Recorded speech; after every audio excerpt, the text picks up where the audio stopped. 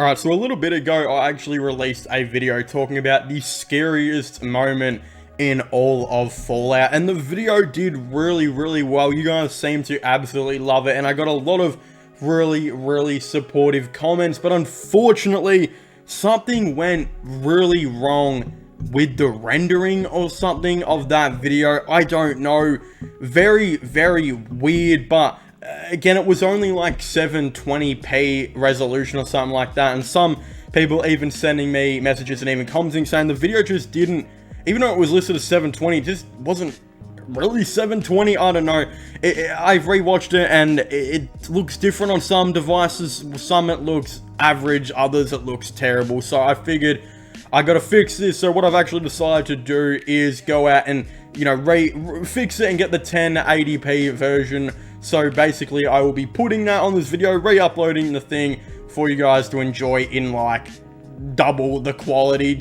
Again, it was somewhat not very watchable last time, so I figured hopefully this could kind of make up for it. So without further ado, here is the actual version of that video in the quality that was supposed to come out. So I hope you guys enjoy it.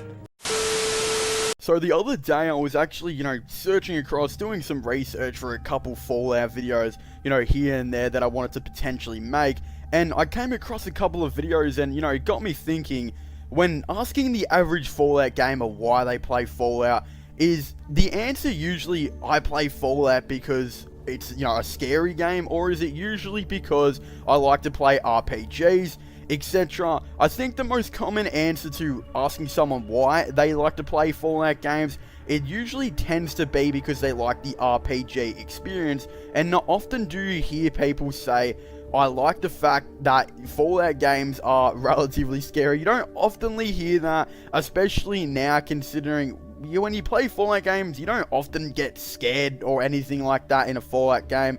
But what if I told you there was a time in Fallout games where there was a couple of relatively scary scenes here and there that would be, you know, to the relative person would be pretty disturbing here and there? Well, that's exactly what is in the original Fallout games.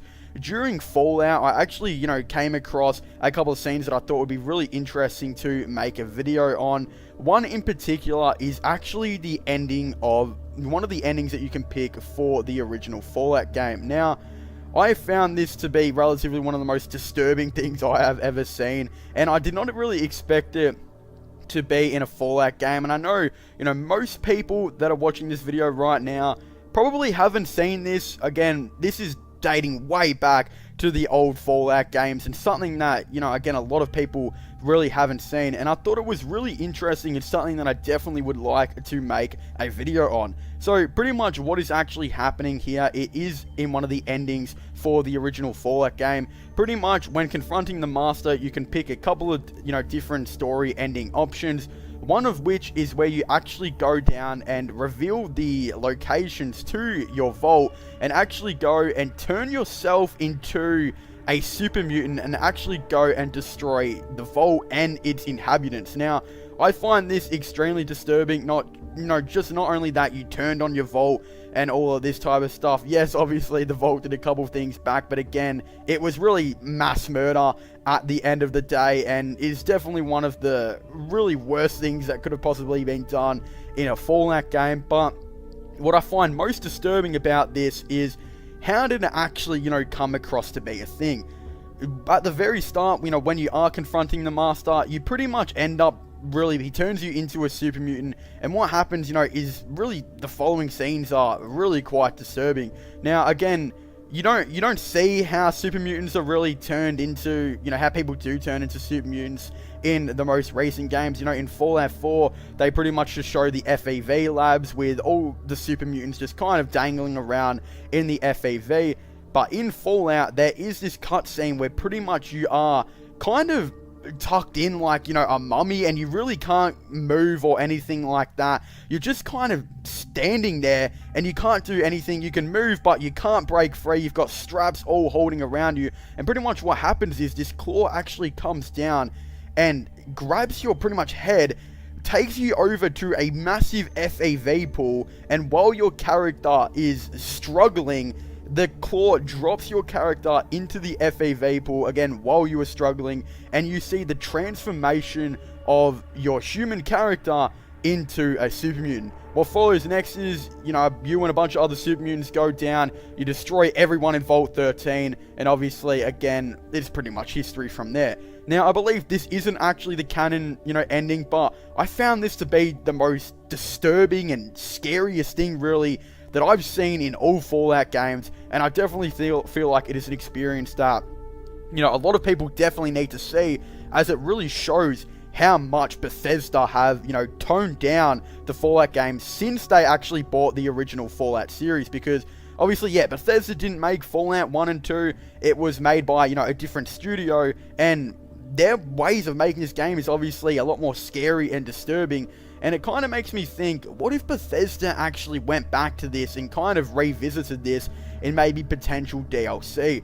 I think it would be pretty interesting. Again, I would say there's a lot more kids playing Fallout than what there probably was with Fallout 1 and 2, but I just find this one of the most disturbing things that I've ever seen in Fallout, and I know 90%, maybe even more of you guys that are watching this video probably haven't seen it. A lot of you guys haven't even played Fallout and, Fallout 2.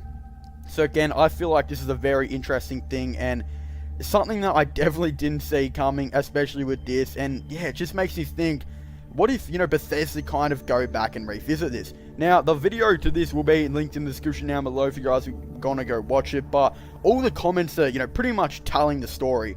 A lot of people are saying it's disturbing, it's really creepy, all of this type of stuff, with other people, just really saying that they feel extremely bad for the Vault Dweller, with someone even saying that the Vault Dweller is struggling so much, implying he's regretted the choice that he made. Also, the Master can control mutants with his, psychic powers. So after all of this, the Vault Dweller kills the Overseer without remorse. So, again, it wasn't really the Vault Dweller's decision, but it also was kind of the Vault Dweller's decision to become a super mutant, at the end of the day, and really, it's just horrific and kind of disturbing, and again, something that I've really wanted to talk about and have been wanting to talk about, for a couple of weeks now. But of course, I would really like to hear you guys' thoughts and opinions on this. Have you guys seen this, clip? Have you guys played Fallout 1? Again, I definitely would really like to hear your thoughts and opinions on it all down below. If you guys have played Fallout 1, did you guys pick this ending? And again, what are your thoughts and opinions on it? I just would really like to know down below. But, of course, don't forget to go and subscribe to my sports channel and my IRL/Flowing channel. And don't forget to check out my podcast as well if you haven't already. Links for them will all be in the description down below. But as I was saying, I want to thank you guys so much for watching. Make sure to leave a like, subscribe, and comment. And I'll see you guys next time.